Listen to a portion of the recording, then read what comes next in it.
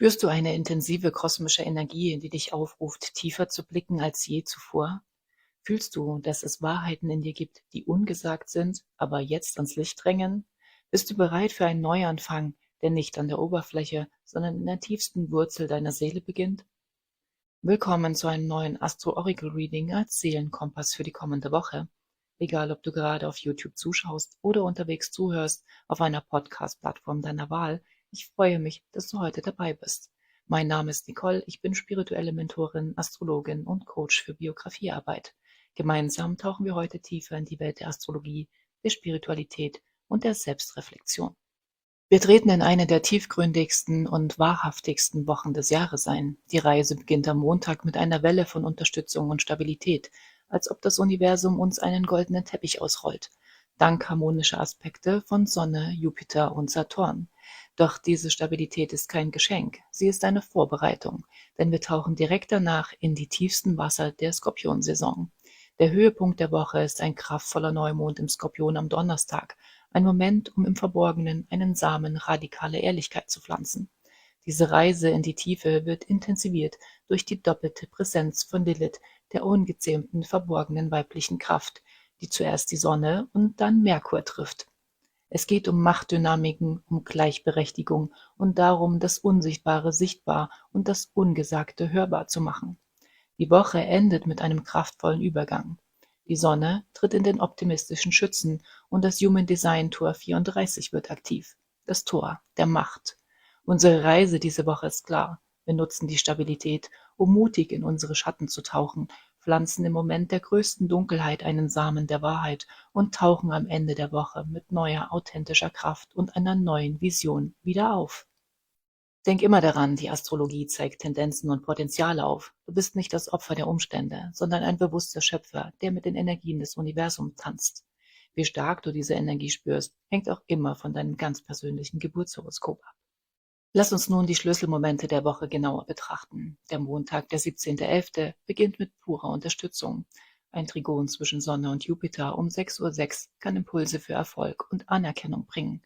Um 9:55 Uhr folgt ein Trigon der Sonne zu Saturn, das uns Entschiedenheit, Taktgefühl und die Fähigkeit gibt, klug zu planen. Ein wunderbarer Tag für wichtige Vorhaben. Ein Merkur-Pluto-Sextil am Abend unterstützt diplomatische Gespräche. Der Mond tritt um 22:44 Uhr in den Skorpion. Am Dienstag, dem 18.11., einem Portaltag, wird es intensiv. Um 12:33 Uhr trifft die verborgene Lilith auf die bewusste Sonne. Dies kann tiefe, unbewusste Machtdynamiken ans Licht bringen, besonders im Umgang zwischen männlichen und weiblichen Archetypen. Es ist eine Einladung, für echte Gleichberechtigung einzustehen.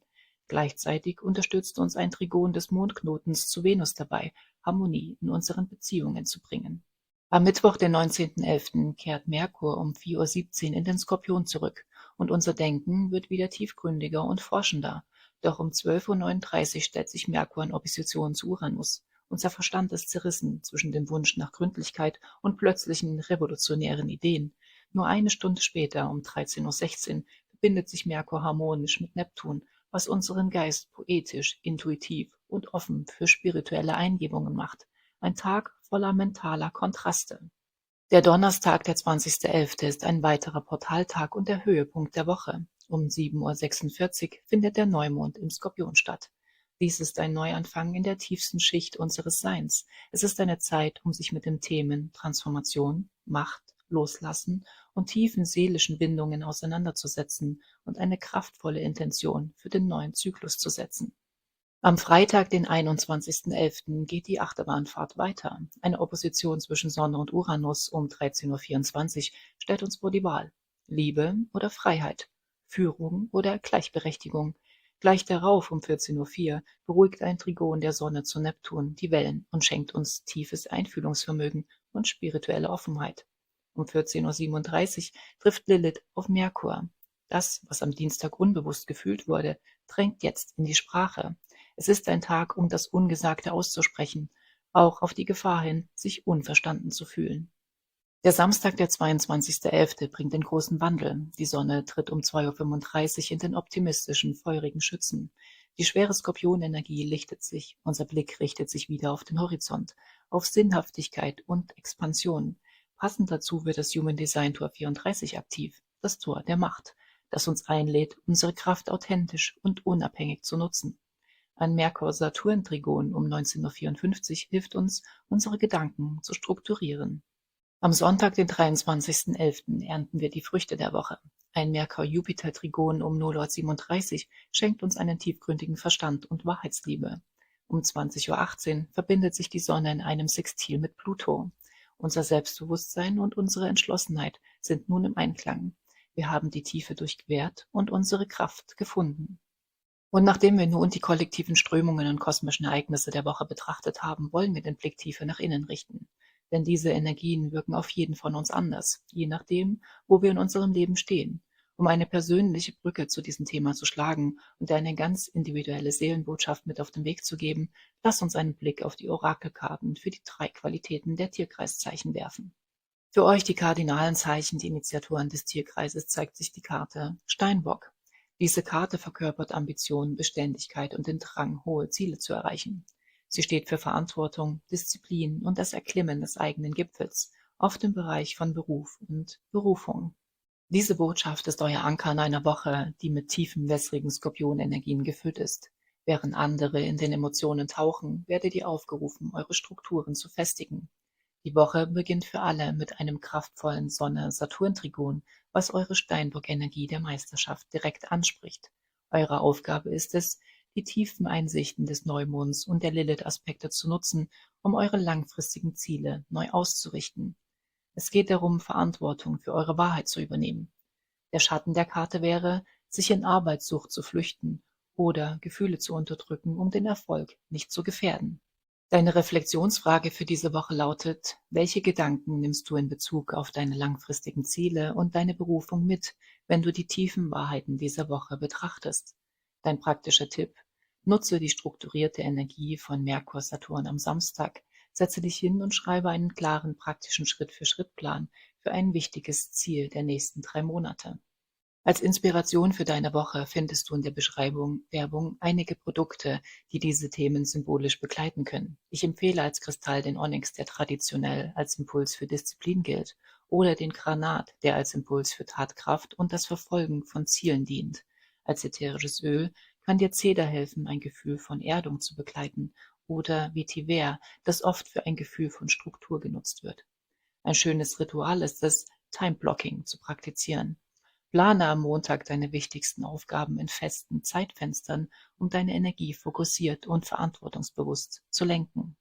Für euch die fixen Zeichen, die Stabilisatoren des Tierkreises, zeigt sich die Karte Sommersonnenwende. Diese Karte symbolisiert den Höhepunkt des Lichts, die Feier des Lebens, Freude und Dankbarkeit für die Fülle. Es ist ein Moment, um das Licht und die Wärme voll anzunehmen. Diese Botschaft ist eure größte Einladung in dieser Woche. Ihr befindet euch im Epizentrum des Skorpion-Neumonds und der tiefen Lilith-Konjunktion. Diese Energie ist schwer, tief und transformativ. Eure Karte, die Sommersonnenwende, ist das pure energetische, kosmische Gegenmittel. Sie lädt euch ein, bewusst die Freude, das Licht und das Leben zu wählen. Eure Aufgabe ist es, euch nicht im Schatten des Skorpions, in Machtkämpfen, Eifersucht oder Schwere zu verlieren. Nutzt die harmonischen Aspekte am Montag und Sonntag, um bewusst Fülle und Dankbarkeit zu kultivieren. Der Schatten der Karte ist der Exzess, achtet also darauf, die Balance zu halten. Deine Reflexionsfrage für diese Woche lautet: Welche Inspiration zur Lebensfreude nimmst du wahr, selbst inmitten von tiefen Transformationsprozessen? Dein praktischer Tipp: Feiere bewusst einen kleinen Erfolg diese Woche. Koch dir dein Lieblingsessen, mache deine Lieblingsmusik an und tanze durch die Wohnung. Erschaffe dir selbst einen Moment der Sommersonnenwende. Als Inspiration für deine Woche findest du in der Beschreibung Werbung einige Produkte, die diese Themen symbolisch begleiten können. Ich empfehle als Kristall den Sonnenstein, der als Begleiter für Lebensfreude gilt, oder den Zitrin, der als Symbol für Fülle und Optimismus dient. Als ätherisches Öl ist die Orange ideal für ein Gefühl von Fröhlichkeit und Leichtigkeit, oder Ylang Ylang für eine sinnliche und feierliche Atmosphäre. Ein wunderbares Ritual es ist, eine Feierliste zu schreiben. Notiere 5 Dinge, die gerade gut in deinem Leben laufen, und danke laut dafür. Für euch die flexiblen Zeichen, die Vermittler des Tierkreises, zeigt sich die Karte Garten der Möglichkeiten. Diese Karte symbolisiert ein Feld voller ungenutzter Chancen und verborgenem Potenzial. Sie lädt dich ein, die Fülle an Möglichkeiten zu erkennen, die vor dir liegen. Diese Botschaft ist perfekt für euren mentalen Wandel in dieser Woche. Euer Herrscher Merkur ist extrem aktiv. Er taucht zurück in den Skorpion, tanzt mit dem intuitiven Neptun und wird vom rebellischen Uranus herausgefordert, bevor die Sonne in euer Mitzeichen Schütze wechselt. Euer Geist ist ein fruchtbarer Boden. Die Karte Garten der Möglichkeiten lädt euch ein, all die Geistesblitze und intuitiven Downloads als wertvolle Samen zu betrachten. Eure Aufgabe ist es, euch vom Schatten der Karte, der Angst oder den Zweifeln, das Potenzial nicht entfalten zu können, zu lösen. Die harmonischen Merkur-Aspekte am Wochenende helfen euch, diese Samen zu sortieren und zu strukturieren. Deine Reflexionsfrage für diese Woche lautet: Welche neue Idee oder Möglichkeit, die sich diese Woche zeigt, regt deine Neugier am meisten an? Dein praktischer Tipp: Nimm dir bewusst 15 Minuten Zeit für ein Brainstorming. Schreibe alle Ideen, die dir zu dem Thema einfallen, ungefiltert auf ein Blatt Papier, ohne zu bewerten. Erlaube dir, das Potenzial zu sehen.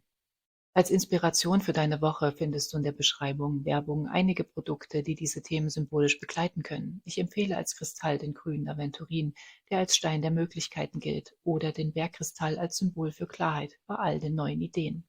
Als ätherisches Öl ist die Zitrone ideal für ein Gefühl von Frische, oder Pfefferminz, das oft für klare Gedanken genutzt wird. Ein inspirierendes Ritual ist es, eine Mindmap zu erstellen. Setze eine zentrale Idee in die Mitte und lass deine Gedanken frei assoziativ verzweigen, um neue Verbindungen zu entdecken. Diese Woche ist eine tiefgreifende Reise zur Wahrheit. Sie beginnt mit einer stabilen Basis, die uns den Mut gibt, in die tiefsten Schichten unserer Seele zu blicken. Der Skorpion-Neumond, verstärkt durch Lilith, lädt uns ein, einen Samen der radikalen Ehrlichkeit im Verborgenen zu pflanzen, über unsere Macht, unsere Beziehung und unsere ungesagten Wahrheiten. Nachdem wir diese Tiefe durchquert haben, dürfen wir am Ende der Woche mit neuer Kraft, einer neuen Vision und einem tiefen Verständnis für uns selbst in die optimistische Schütze-Saison eintreten. Es ist eine Woche, die uns lehrt, dass wir erst durch den Schatten treten müssen, um unser volles, authentisches Licht zu finden. Ich danke dir, dass du deine Zeit mit mir geteilt hast. Wenn du tiefer in diese Themen eintauchen möchtest, abonniere gern meinen Kanal auf YouTube bzw. meinen Podcast und teile deine Gedanken in den Kommentaren. Werbung. Alle Links zu den erwähnten Ressourcen oder den von mir verwendeten Produkten findest du wie immer in der Beschreibung bzw. den Shownotes. Pass gut auf dich auf, sei sanft mit dir selbst und erinnere dich immer an deine innere Kraft. Bis zum nächsten Mal. Alles Liebe.